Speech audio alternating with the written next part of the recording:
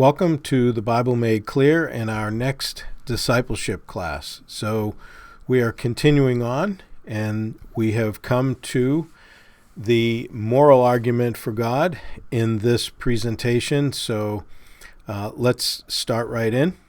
And we've walked through number one, or point one, the truth is knowable. Secondly, the opposite of true is false. And now we are on, it is true that the theistic God exists. So we went through some of the fundamentals and how we would look at that originally. And then in that video, we also talked about the cosmological argument. Then we went through the design argument. And now we start on the third one, which is the argument from morality, and then we will continue on with the others as we move forward. So as we go through these 12 points, we've done cosmological, we've done teleological or design, and now we're in the moral argument. There is a moral law, so there is a moral law giver. That's a given, that's required. You don't get moral laws without somebody creating them. So this is the moral argument. And the issue is that people, all people, have a sense of morality. So the logic is simple, right? There is a moral law requiring a moral law giver. And Can as you we be go good through without this, God? this is great. Let's find out. Absolutely astounding. There you have it. Undeniable proof that you can be good without believing in God. But wait, the question isn't, can you be good without believing in God? The question is, can you be good without God? See, here's the problem. If there is no God, what basis remains for objective good or bad, right or wrong? If God does not exist, objective moral values do not exist. And here's why. Without some objective reference point, we have no way of saying that something is really up or down. God's nature provides an objective reference point for moral values. It's the standard against which all actions and decisions are measured. But if there's no God, there's no objective reference point. All we're left with is one person's viewpoint, which is no more valid than anyone else's viewpoint. This kind of morality is subjective, not objective. It's like a preference for strawberry ice cream. The preference is in the subject, not the object. So it doesn't apply to other people. In the same way, subjective morality applies only to the subject. It's not valid or binding for anyone else. So, in a world without God, there can be no evil and no good, nothing but blind, pitiless indifference. God has expressed His moral nature to us as commands. These provide the basis for moral duties. For example, God's essential attribute of love is expressed in His command to love your neighbor as yourself. This command provides a foundation upon which we can affirm the objective goodness of generosity, self-sacrifice, and equality. And we can condemn as objectively evil greed, abuse, and discrimination. This raises a problem. Is something good just because God wills it, or does God will something because it is good? The answer is neither one. Rather, God wills something because He is good. God is the standard of moral values, just as a live musical performance is the standard for a high-fidelity recording. Without your love.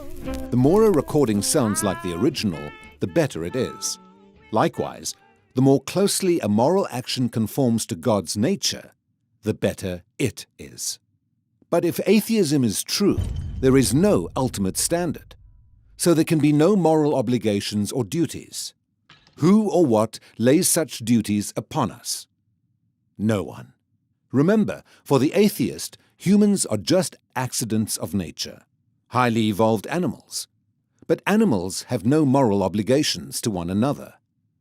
When a cat kills a mouse, it hasn't done anything morally wrong. The cat's just being a cat. if God doesn't exist, we should view human behavior in the same way. No action should be considered morally right or wrong.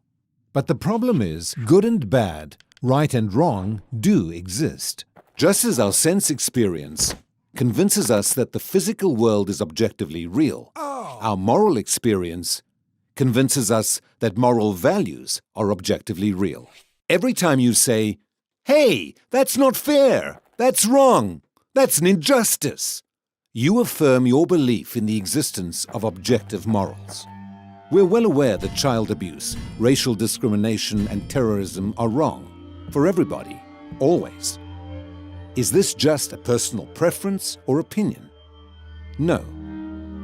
The man who says that it is morally acceptable to rape little children is just as mistaken as the man who says 2 + 2 = 5.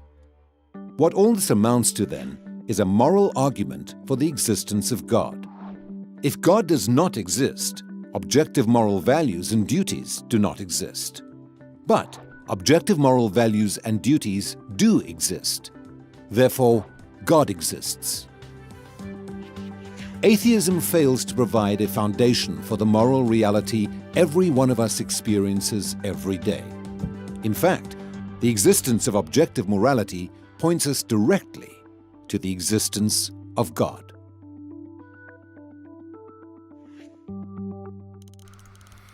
Like I said, I really enjoy those little cartoons that William Lane Craig's group puts out. They're very instructive, and I think they definitely hit the point. I mean, honestly, after that, we can kind of, go home, but we'll walk through this. So everybody finds some things evil and wrong or immoral, right? So no Holocaust is justifiable in any culture. It doesn't matter what culture it is. You cannot justify that, and nobody in their right mind anyway would think that that is a good thing or an okay thing to do. Now, but here's the problem.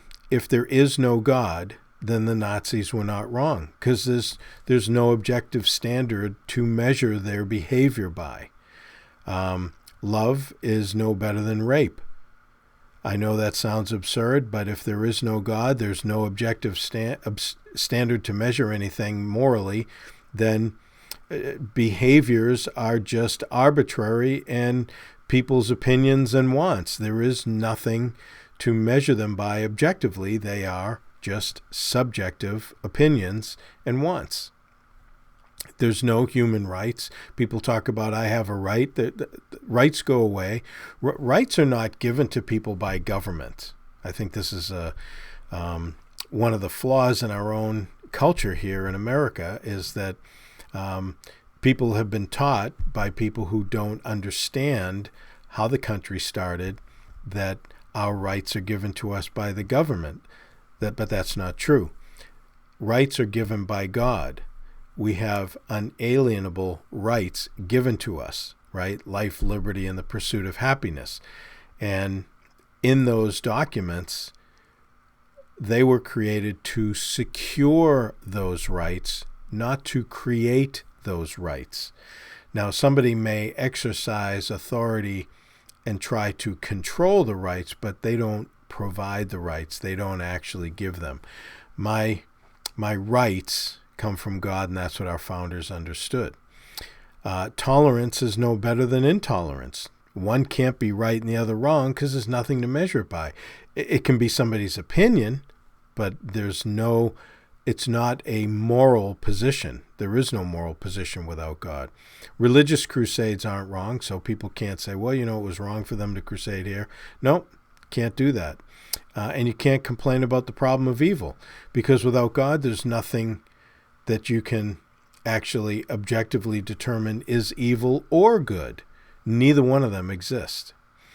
Now, how about the problem of evil? Evil can't be explained without knowing good.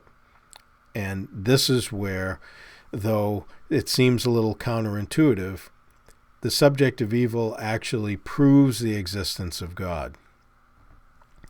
good requires an objective moral standard. In other words, to know what is good, right? Without God, there is no moral objective standard that exists. Every measurement requires an objective standard outside what is being measured. You can't measure it within itself. So, if I want to know how long something is, I have to put it up against some form of a ruler, some objective measurement that is recognized outside of the thing that I'm measuring. Without an objective moral standard, evil cannot exist in reality. You can call things evil. You can prefer them not to be done, or for people to behave in a certain way or whatever. But you can't say that it's wrong. You can say that you prefer that they don't do that. Atheists cannot have it both ways. There can't be true evil and no objective measurement for it. Because who's the one that's going to determine? Is it this atheist, that atheist, one group, another group? Who makes those determinations? It's just arbitrary. And that's not objective, and there's no place to ground the reference for morality if God doesn't exist. Now, atheists, when talking about the existence of evil, have no way to justify evil. In other words, they can call something evil, but they can't justify that it is evil, right? Without God, there's no explanation of what good is, so you can't measure against it. Without God, there's no objective way to measure what good is, right? And without God, the concept of better can't be understood unless we know what absolute best is. You can't say, well, the world is getting better. Well, what are we working towards? How do we know what good is? Maybe the best thing is to have the whole world eliminated. In other words, you can't just... This is what I feel that so many evolutionists don't understand, is that when they see, especially atheistic evolutionists, when they look at evolution, they have determined that survival is the theme, and then they take that, they choose that as a concept, they work it back into the Darwinian system, and they say, well, this is what we're working towards. There is no working towards anything. You can't have no design, no purpose in life, everything just be random and, happen to work out that way, and then start assigning some level of purpose to it after the fact because that's what you want it to be. That doesn't work like that. You cannot have it both ways. And you cannot say that we're getting better in something unless you know what best is. If you have a level of what best is, then you know. If you're watching a football game, you can't determine who's winning until you have the rules ahead of time to actually play the game by, and then you know that scoring more points determines the winner. Other than that, they're just doing stuff. You have to know what the boundary markers are. Those all have to be predetermined before the game is played. In other words, those rules are imposed upon the game. The players don't make those rules as they're playing. If you talk to an atheist that is an evolutionist, which they don't really have much of another option, then their position is that, well, we've kind of developed these rules of morality, these laws and all this stuff. That's equivalent to some football player determining whether he's in or out of bounds. He makes up the rules as he goes along. You can't play the game like that because everybody would have their own opinion of what the rules are, and then the game actually cannot be played. It does not make any sense. The rules have to be established prior to the game, and then the players play according to the rules to determine the outcome, which is also predetermined, what we would correlate with best, it is best to get the most points, because then you become the winner of the game. All right. So in evolution, you can't just kind of determine as you're going along as part of the evolving process, which is no different than being a player on the field, and say, yeah, I think halfway through, you know what, we got more points than the other team, so let's say that who gets more points wins. It doesn't make any sense. It's madness. It's absurd. So look, man has to appeal to a standard beyond him when we're dealing with this issue of morality, right and wrong. Without an objective moral standard, it is only opinion. That's the issue. That's the crux of the issue here. Without an objective moral standard that transcends humanity, man, it is mere preference. It is just somebody's opinion. And there's almost 8 billion of them now on the planet. So I want to be clear, though. What's not being said is that atheists can't be moral. They can. As a matter of fact, as an atheist, a person can be more objectively moral than a person that is a religious person, regardless of what faith and creed they adhere to, okay? Their behavior, if it aligns more with what we know to be moral, morally right, then they're more moral than the person that doesn't do that. And that is aside from what their belief system is, okay? So we're also not saying atheists don't know morality. They do. They argue it all the time. As a matter of fact, their arguing for morality is the strength behind the argument for God's existence. What they don't realize many times is in arguing morality and their understanding of it, they are making the case, and we'll get into that.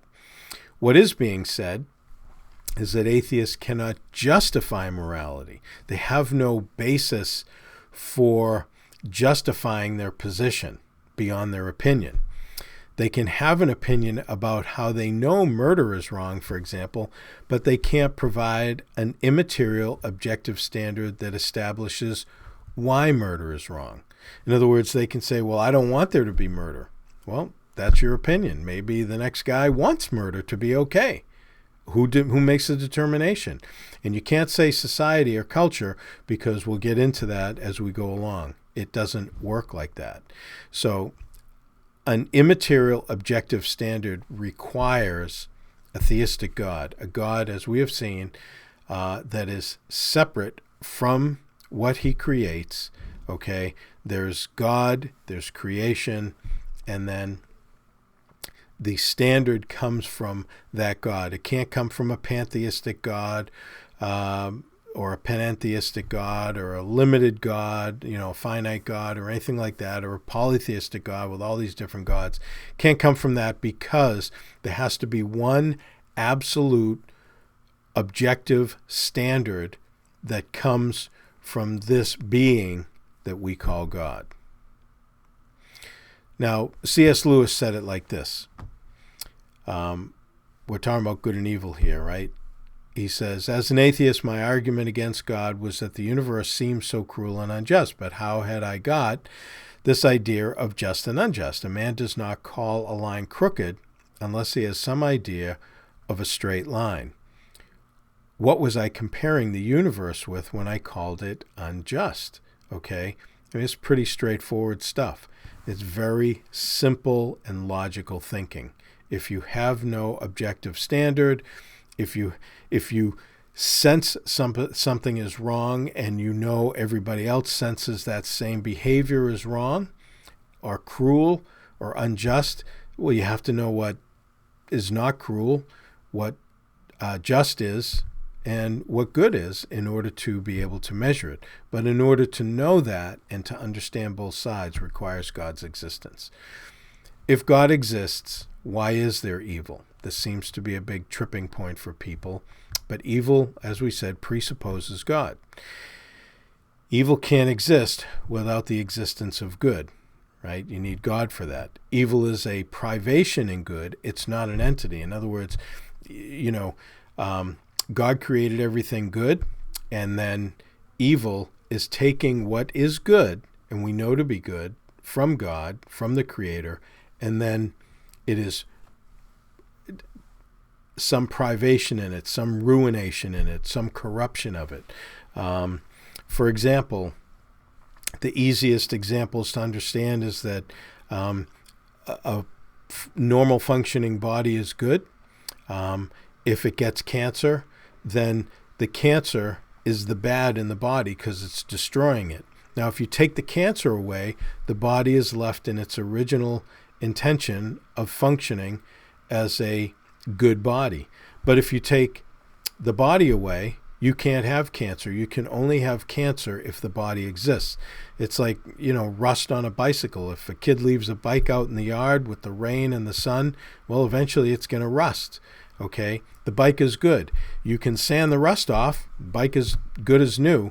But if you leave the rust there, it'll eventually ruin the bike. Now, if you take the bike away, there's nothing to rust. Okay? So you have to have what is good in order for evil to exist. It ruins the things that are good.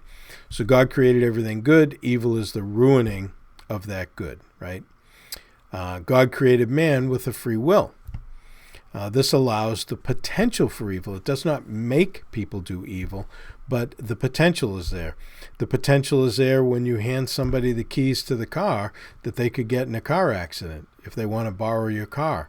But you don't make them have an accident.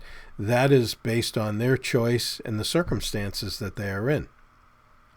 Freedom is necessary for the exercise of love, and this is important because God wants a loving relationship, which, again, I know that's jumping ahead, but freedom is key to making a choice, and it's why we have made laws that stalking is illegal.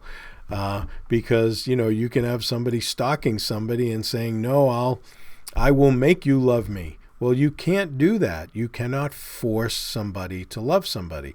They have movies about this. They have movie channels about this stuff where you have all these crazy stalkers. Every time, we've seen a movie that is similar to this in any way, my wife always says the same thing. She says, why do they think that they can force people to love them? They mistreat them, they beat them up, they tie them up, they take all their freedom away, and then they say, I want you to freely love me. I mean, it doesn't make any sense. It's kind of silly, really, when you realize it. But,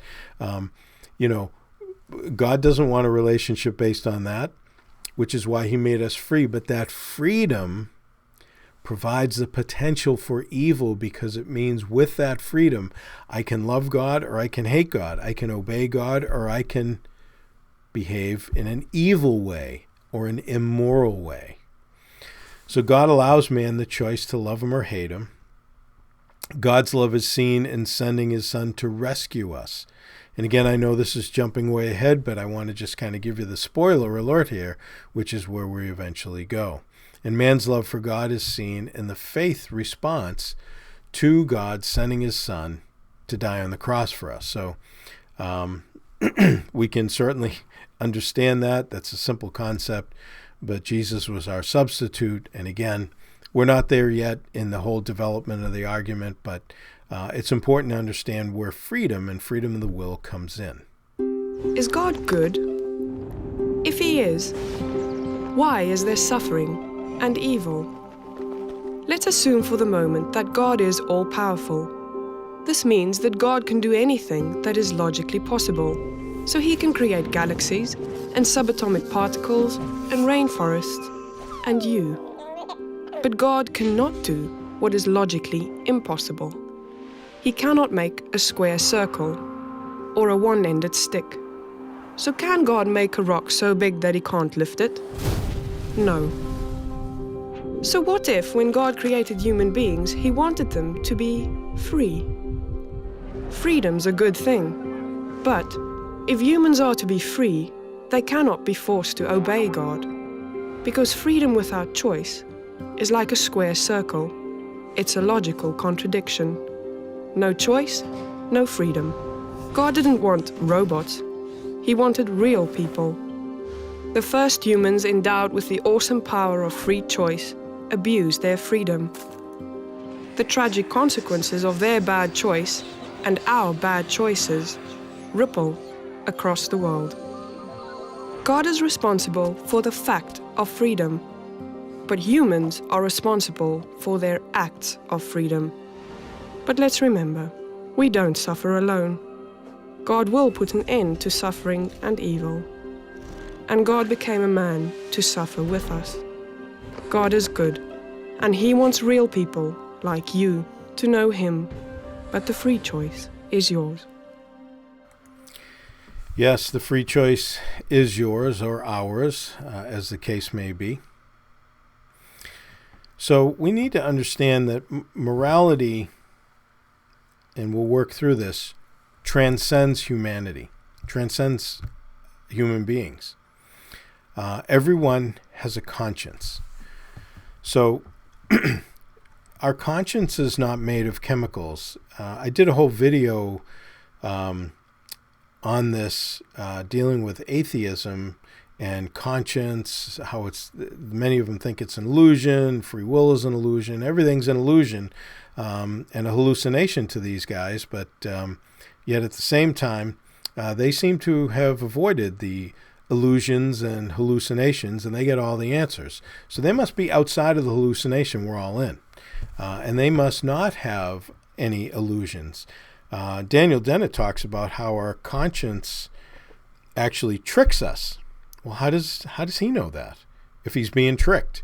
There are so many logical flaws with these presentations from these guys that are atheists, doing everything that they can to avoid the obvious and reasonable and logical conclusion that they make themselves sound ridiculous, quite frankly, and their conclusions are as absurd as you can get. It's really, unfortunately, influenced many people who are not apparently able to think for themselves. But our conscience is not our chemicals. In other words, our mind is not our brain. Our mind uses our brain. And I get into that in that series. But if my conscience was only chemicals, then it would just be a reaction, reactive chemicals, and we don't even know what that would mean. But if so, how much does justice weigh? Like, where do I get can a brain surgeon cut open my head and say, okay, we're going to take this justice out of here right now? And which one is the moral molecule? Which molecule in my brain is the moral one? These things are absurd and ridiculous. Conscience can't be created by us, right? It transcends us, which is why we have a sense of guilt when we do something wrong, and we know certain things are wrong. Because of that, that demonstrates to us that it is not something that we create. If we created it, it wouldn't be bothering us, okay? Everyone senses right and wrong, which no one lives up to, hence the guilt. So what I know to be right, I can't live up to that. Nobody can. Nobody completely lives up to even their own understanding of what is right. They may convince themselves that the wrong things that they do are okay, but they know that they are not okay, and there's guilt associated with it. No one is free of the guilt because people cannot live a perfect morality. It's just not possible. And the perfect morality, even though it's not all exactly the same, is something that pervades humanity and everybody on the planet. Everybody has a sense of right and wrong, and nobody is living even their own sense of right. And no one's conscience is silent. It is not possible. It is not reality. Now, no human is the standard for morality, okay? So, everybody has an opinion. So if morality was based just in people, then like what person are we going to go to say what's right and wrong? I mean, that is as cultic of thinking as I can imagine, that I have to go to somebody else and ask them what's right or wrong, because, they are the ones that are going to tell me. No, God will tell me what's right and wrong, and that works through my conscience. The standard of right and wrong is imposed on us. It's not evolved from underneath. It's a top-down. It's imposed by the Creator on us. Morals do not evolve. That would be a choice to behave in a certain way, without a standard beyond the individual, which is mere preference, not morality. In other words, if morals was something that just evolved, I would be just looking at choices that I made, and it would be nothing beyond me. The standard would not be beyond me. Well, I did this because I wanted to do it. That doesn't make it right, and it doesn't make it wrong necessarily if there's nothing beyond people. Should be pretty easy to understand that concept. The choice in morality is made by a mind beyond human preferences or wants, right? So morals are laws that ought to be obeyed. If we say something is morally right or morally wrong, we are saying that a person ought to behave this way or ought not to behave a different way. Pretty simple concept. That's why we call it right and wrong, because there are certain behaviors that are acceptable and other ones that are not acceptable. That is how we create laws, okay? Even in society, laws are created like that. So, people that say, well, you can't legislate morality, well, every single law legislates morality. Even, the concept of laws don't legislate morality assumes a standard beyond them of right and wrong, because they're saying to make a law, you cannot make a law that assigns right or wrong to a behavior. Well, that's absurd, because every single law says this behavior is right and that behavior is wrong. This is an acceptable behavior. The other one is penalized. Every single law. Doesn't matter who writes it, or what society has it, and everybody wants to argue over what laws should be on the books, what morals should be addressed and refined. But it's not your law or my law. It's the law of the Creator. Those laws are the laws that transcend us, that are imposed upon us, that we ought to observe. Those are the ones we should be seeking to not only live personally, but also to work into our society, because they align with how we are created, and they align with the Creator's mind. He's the one that gave them to us. The choice of right and wrong are made for humans, thus the sense all humans have of a general standard held by all. So everybody holds a general standard. Now, again, to fast forward, this sense of morality is imposed upon my conscience by God the Creator, and then it needs to be refined by what He provides for special instruction, which gets into the Bible, and we deal with that in later videos. Number 5, the source of morality transcends humans. That's what we are talking about. So laws only come from a mind. They don't just appear, and they don't just develop by people, okay? Natural laws are immoral, right? The law of gravity, electromagnetism, nuclear forces. But moral laws are deliberate, willful, purposeful, and are intelligent. Hence, there's a universal agreement to them. And there's a universal agreement to how they come about. The only way that you can have a moral law, something that determines right and wrong, one behavior right, the other wrong, is because it comes from somebody's mind. Somebody has to think it up. They have to deliberately think it up. It has to be willful.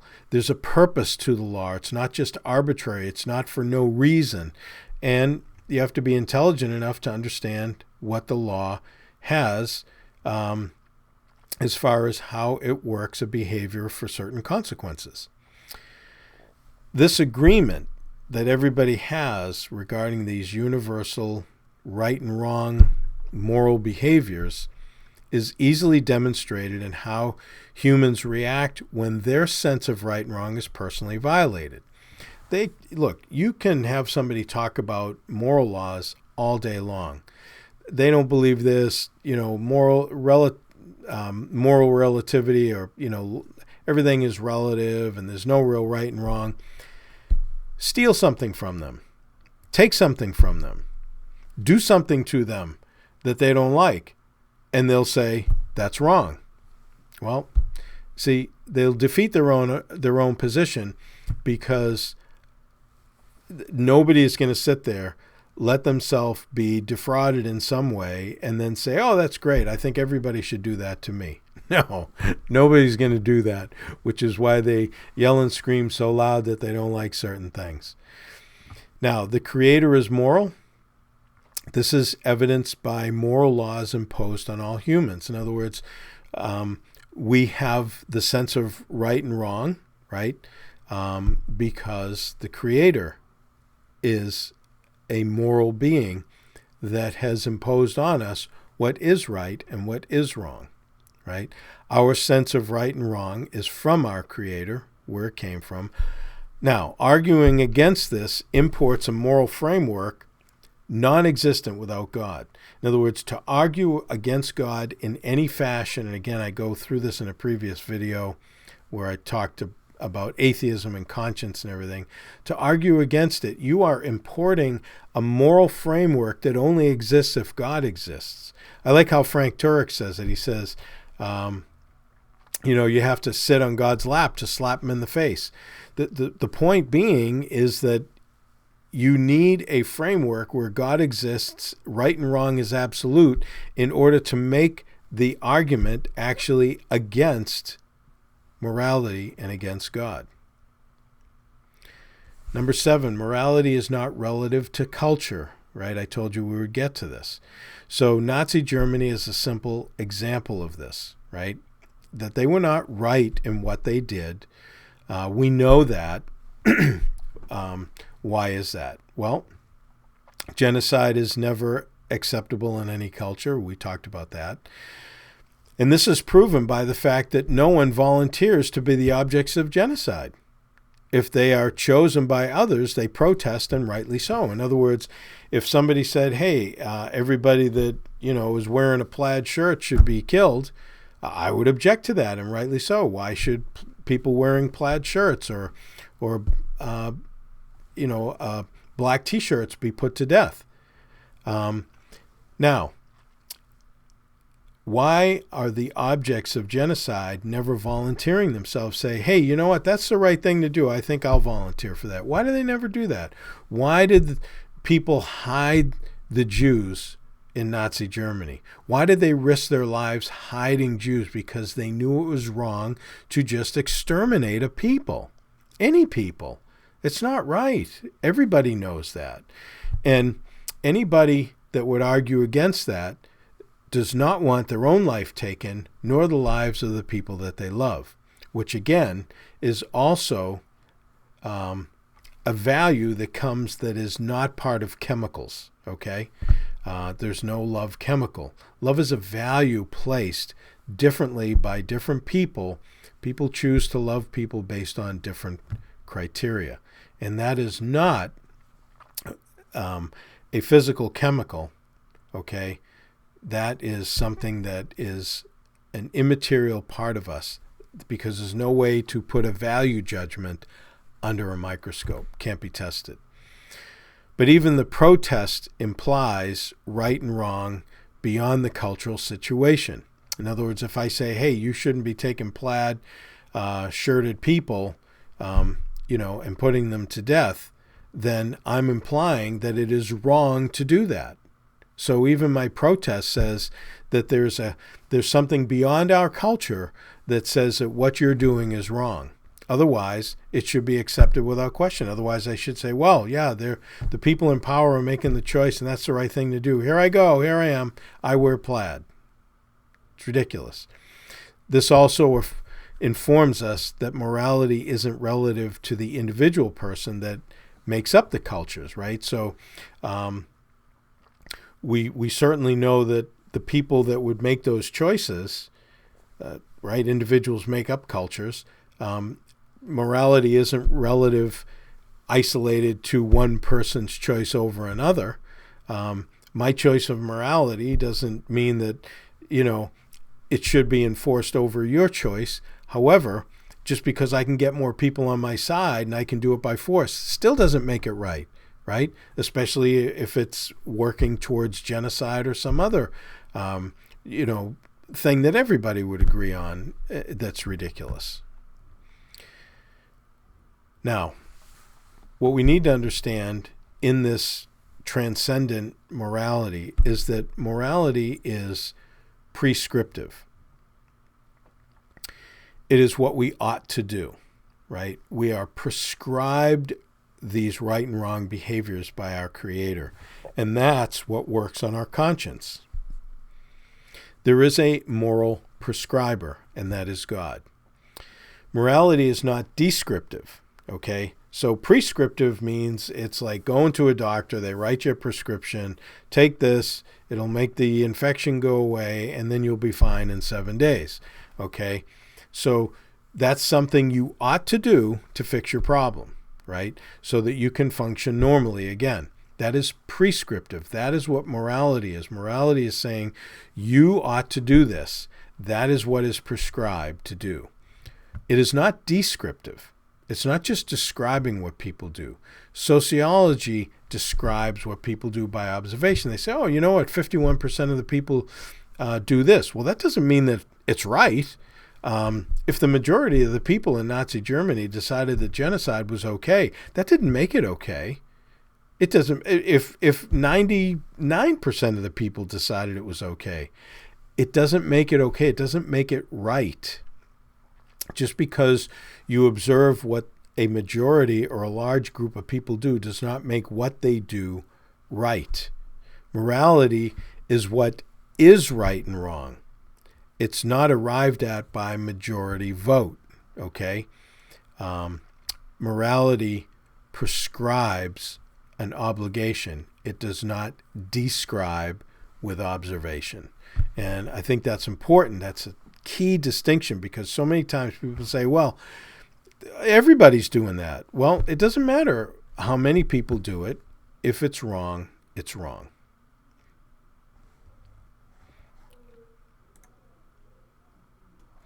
So this should actually be playing now. Let me see if I can get it to play. But when you make a value judgment, don't you immediately step yourself outside of this evolutionary process and say there is the reason this is good is because it's good, and you don't have any way to stand on that statement? But my value judgment itself could come from my evolutionary past, and I suppose... So therefore it's just as random in a sense as any product of evolution. Well, you could say that, but it doesn't in any case. Nothing about it makes it more probable that there is anything supernatural. Okay, but ultimately your belief that rape is wrong is as arbitrary as the fact that we've evolved 5 fingers rather than 6. I mean, you could say that, yeah. Now, if you don't think that that's an absurd position that Richard Dawkins has taken, then you need to review what we just went through, because that is not morality. If morality is that arbitrary, nothing means anything. Do you get that? Nothing would mean anything. It would not matter. If I was bigger and stronger than you and I went across the street and, killed your family and took all your stuff, then that's okay, because that's just how I evolved to be. And it's not right or wrong. Now, you can say, well, that would be against the law. Yeah, you know what? If society get together and they said, hey, we don't want this kind of behavior, which again makes the case, because they're saying this behavior is right, this behavior is wrong. But aside from that, it could be the opinion that people should not do it, but it would not make it wrong. That's where this goes from an evolutionary and atheistic standpoint, and Richard Dawkins just made that case. That is one of the most absurd and ludicrous conclusions that any human being can come to. I'm sorry, but it is just absolutely ridiculous, and is that kind of thinking that drives a lot of immorality within the different cultures in the world today.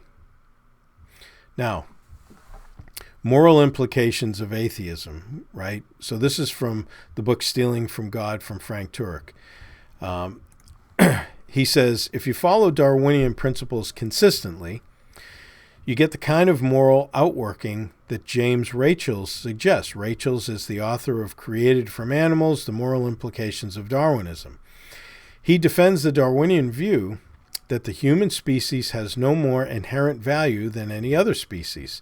Speaking of the mentally handicapped, Rachels writes, what are we to say about them?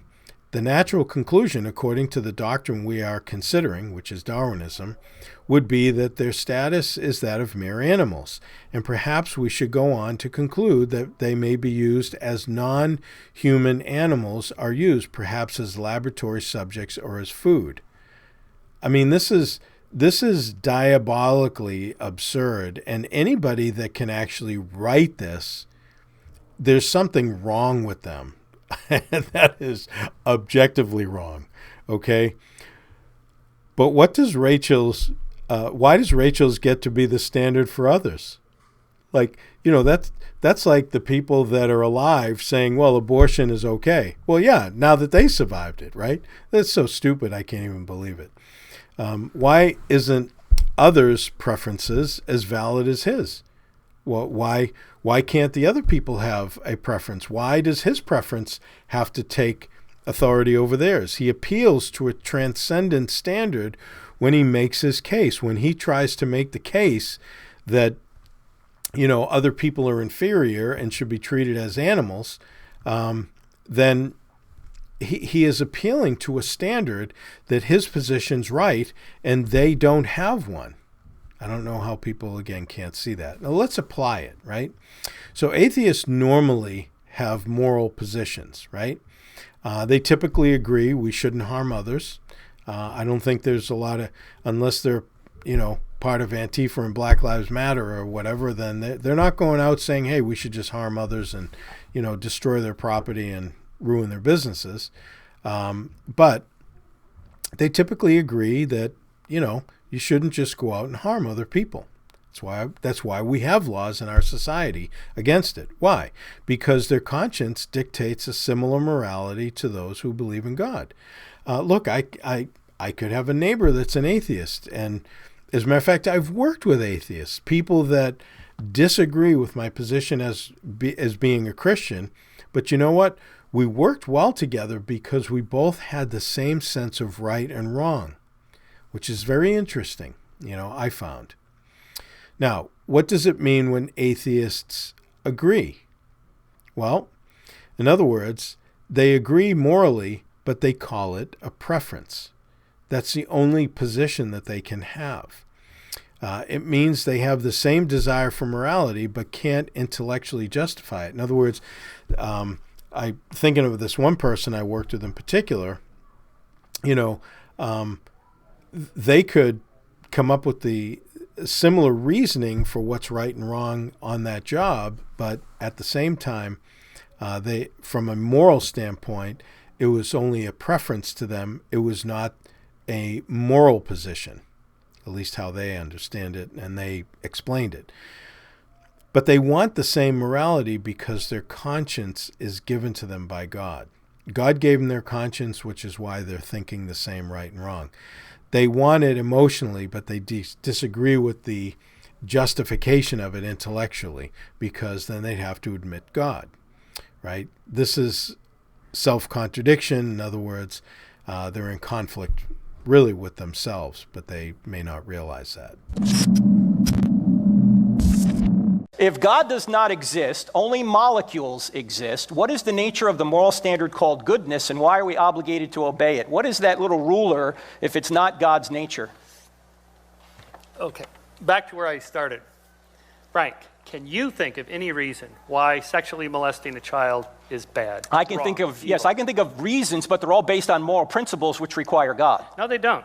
Sure they do. No, really. Do you really need God to tell you and explain to you why it's wrong to molest a No, child? not to tell me why it's wrong, but you don't need God to know right and wrong. You don't need God to be good. You just need God to justify what No, you good don't. is. No. What, Right there. Stop right there and leave out the God part. I know why it's wrong. Full stop. you know The why it's wrong, reasons- but why is it wrong Okay, so- independent of you knowing it? So Plato refuted this 2.5 millennia ago. It's called the Euthyphro problem, or the Euthyphro dilemma. That is, if God says, say, murder is wrong, although technically by definition that's what murder means, wrongful killing.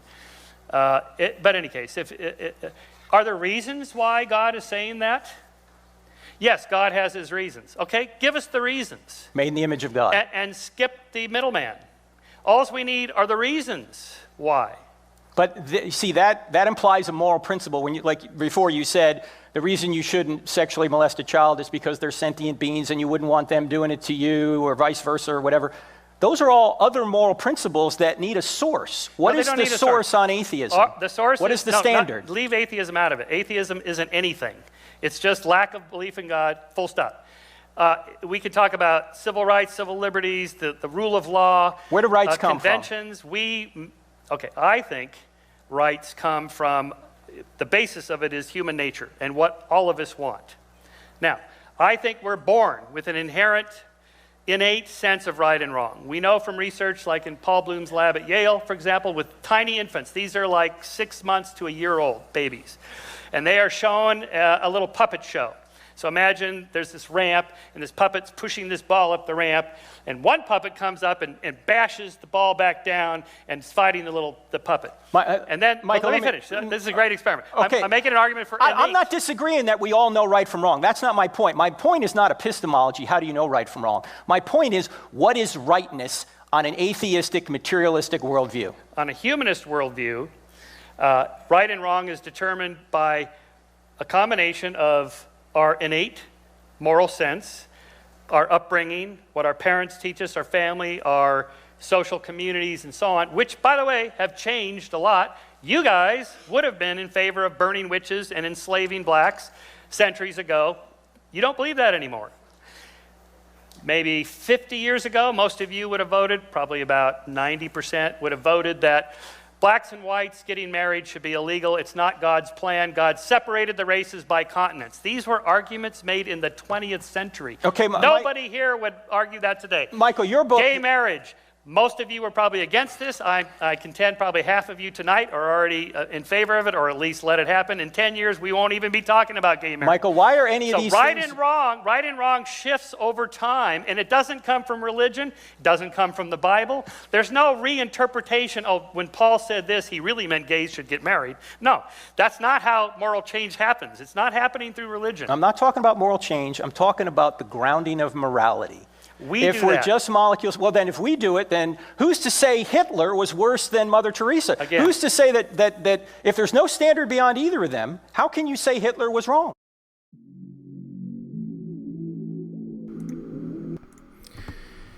You know, and we'll have to end here because it's going to be too long as we go forward. But every time I watch that, I am amazed that Shermer can think clearly to do anything, quite frankly. He makes so many logical errors in his approach to absolute morality. It is astounding.